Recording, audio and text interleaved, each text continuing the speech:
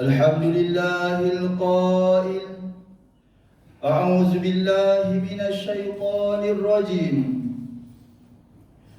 كل نفس ذائقة الموت وإنما توفون أجوركم يوم القيامة فمن زحزح عن النار وأدخل الجنة فقد فاز وما الحياة الدنيا إلا متاع الغرور أشهد أن لا إله إلا الله وحده لا شريك له وأشهد أن محمدا عبده ورسوله اللهم صل وسلم على سيدنا محمد وعلى آله وصحبه أجمعين أما بعد فيا أيها المسلمون اتقوا الله أوصيكم وإياي بتقوى الله فقد فاز المتقون قال الله تعالى يا أيها الذين آمنوا اتقوا الله حق تقاته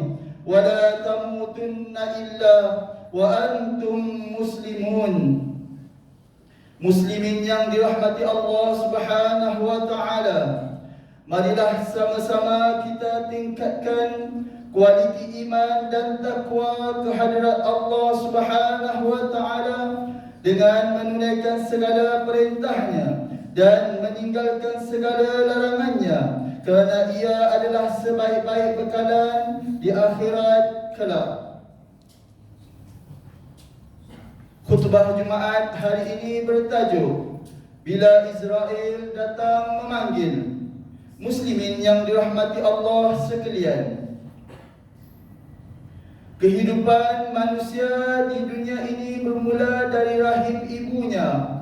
Kemudian setelah hidup di dunia beberapa lama, ia pun akan menemui sebuah kenyataan yang tidak boleh dielakkan, iaitu kunjungan malaikat Israel mengambil nyawanya. Kehadirannya untuk mengambil nyawa manusia tanpa mengenal usia, tua atau muda, tidak mengenal kaya atau miskin, kedudukan tinggi atau orang biasa. Dia tetap menjalankan tugasnya seperti yang diamanahkan kepadanya. Firman Allah Subhanahu wa taala dalam surah Qaf ayat 19, A'udzu billahi minasyaitonir rajim. Waja'at sakratul maut bil haqq dzalika ma kunta minhu tahid. Dan apabila sampai ajal seseorang, datanglah sakratul maut membawa kebenaran yang telah dijanjikan, serta dikatakan kepada yang mengingkarinya sebelum ini, inilah perkara yang engkau selalu mengelak diri daripadanya. Ketika nyawa dicabut dan dipisahkan dari jasad, nafas kita terhenti, mulut terkunci, anggota badan lemah, pintu taubat ditutup. Yang kedengaran hanyalah tangisan dan rintihan keluarga yang ditinggalkan. Tiada siapa yang boleh menolong, menyelamatkan kita dari kematian, walaupun di samping kita doktor pakar, tok bomoh, tok imam dan sebagainya. Mereka yang hidup di dunia menggelombang dengan dosa akan menghadapi kematian dalam keadaan terseksa dan ketakutan. Lebih-lebih lagi apabila Allah Subhanahu wa taala memperlihatkan kepadanya neraka tempat tinggal mereka. Dikala merasai pedihnya kematian, Rasulullah sallallahu alaihi wasallam sebagai makhluk yang paling dicintai Allah Subhanahu wa taala bersabda melalui sebuah hadis yang diriwayatkan oleh Sayyidatina Aisyah radhiyallahu anha, la ilaha illallah innal mauta sakarat. Tiada Tuhan yang berhak disembah melainkan Allah. Sesungguhnya dalam kematian terdapat rasa sakit. Riwayat Al-Bukhari. Muslimin yang mulia, Sesungguhnya perjalanan menuju ke alam akhirat merupakan satu perjalanan yang jauh, perjalanan yang bakal menentukan tempat yang kekal abadi, sama ada sebagai penghuni syurga atau neraka. Perjalanan tersebut bermula dengan kematian, kemudian bersemadi di alam barzakh, seterusnya pertemuan di padang mahsyar. Kerana kedahsyatan perjalanan itu, Rasulullah SAW bersabda melalui sebuah hadis yang diriwayatkan oleh Sayyidatina Aisyah radhiyallahu anha, "Wallahu law ta'lamuna ma a'lam la dhahiktum qalilan wa la bakaitum katsira." Demi Allah, seandainya engkau mengetahui apa yang aku ketahui, nescaya engkau akan sedikit ketawa dan banyak menangis. Muttafaqun alaih. Muslimin yang dirahmati Allah, merujuk kitab Sabilul Adka wal Iktibar, usia manusia dibahagi kepada 5. Bermula dalam rahim ibu, kemudian hidup di dunia, setelah mati ia disemadikan di alam barzakh, seterusnya dibangkitkan di padang mahsyar. Selepas itu baru ditentukan tempatnya, sama ada syurga atau neraka. Sesungguhnya kematian itu bukanlah berakhirnya urusan manusia dengan Allah Subhanahu wa taala. Ketika jenazah disemadikan di alam barzakh atau dalam kubur, para jemaah yang mengusung jenazah ke kubur pun pulang. Malaikat Munkar dan Nakir pula datang untuk menyoal. Tidak seorang pun boleh terkecuali daripadanya antara soalannya, siapakah Tuhan kamu? Siapakah nabimu? Apakah agamamu? Siapakah imammu? Dan apakah peganganmu? Dan di manakah kiblatmu? Siapakah saudaramu? Apakah agaknya roh boleh menjawab soalan-soalan tersebut dengan mengatakan, Allah itu Tuhanku, sedangkan semasa di dunia tidak tetap beriman kepadanya? Mampukah kita menjawab, Muhammad itu nabiku, sedangkan kita tidak mengikut syariat yang disampaikannya? Mampukah kita menjawab, Islam itu agamaku, kalau kita enggan mematuhi sepenuhnya hukum hakam dalam Islam? Mampukah kita ikut ajarannya?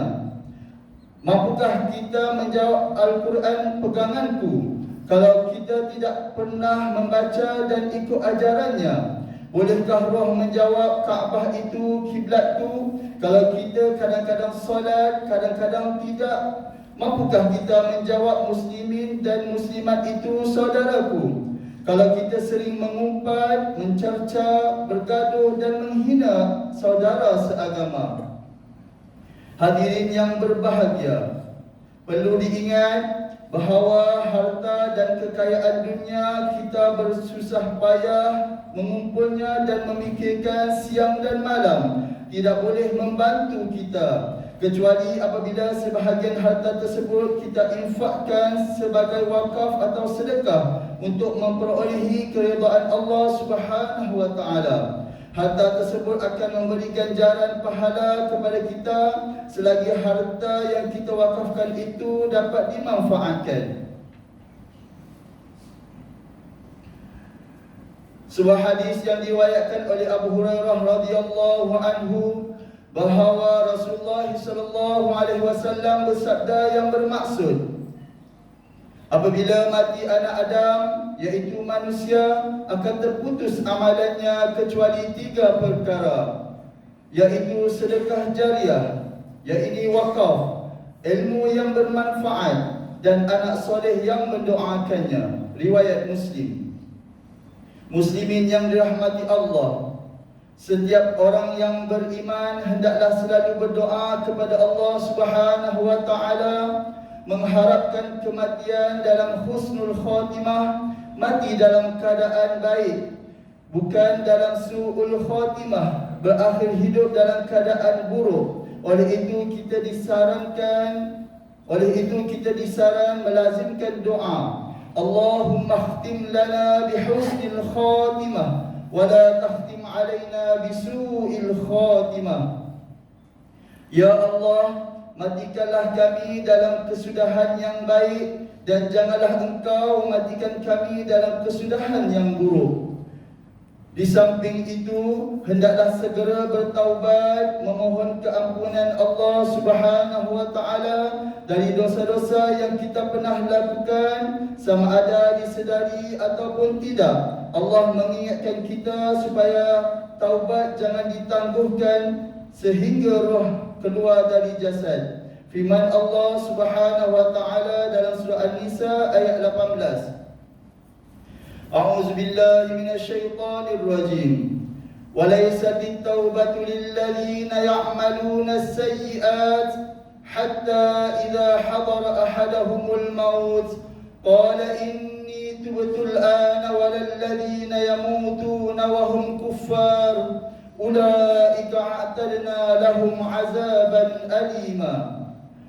Dan tidak ada gunanya taubat itu kepada orang-orang yang selalu melakukan kejahatan, hingga apabila salah seorang dari mereka hampir mati, berkatalah ia, sesungguhnya aku bertaubat sekarang ini, sedangkan taubatnya itu sudah terlambat. Dan demikian juga halnya orang-orang yang mati sedang mereka tetap kafir, orang-orang yang demikian kami telah sediakan bagi mereka azab siksa yang tidak terperi sakitnya.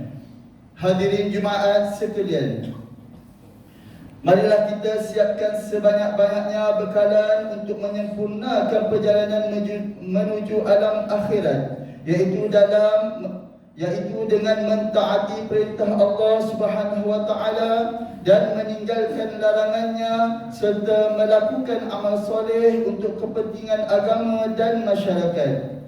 Firman Allah Subhanahu wa taala dalam surah Hash ayat 18. A'udzu billahi minasyaitonir rajim. Ya ayyuhalladzina amanu taqullaha wa tanzur nafsum ma qaddamat lighad wattaqullaha innallaha khabirum bima ta'malun. Wahai orang-orang yang beriman, bertakwalah kepada Allah dengan mengerjakan suruhannya dan meninggalkan larangannya, dan hendaklah tiap-tiap diri melihat dan memerhatikan apa yang telah disediakan dari amal-amalnya untuk hari esok dan hari akhirat. Dan sekali lagi diingatkan, bertakwalah kepada Allah, sesungguhnya Allah Maha meliputi pengetahuannya akan segala yang kamu kerjakan.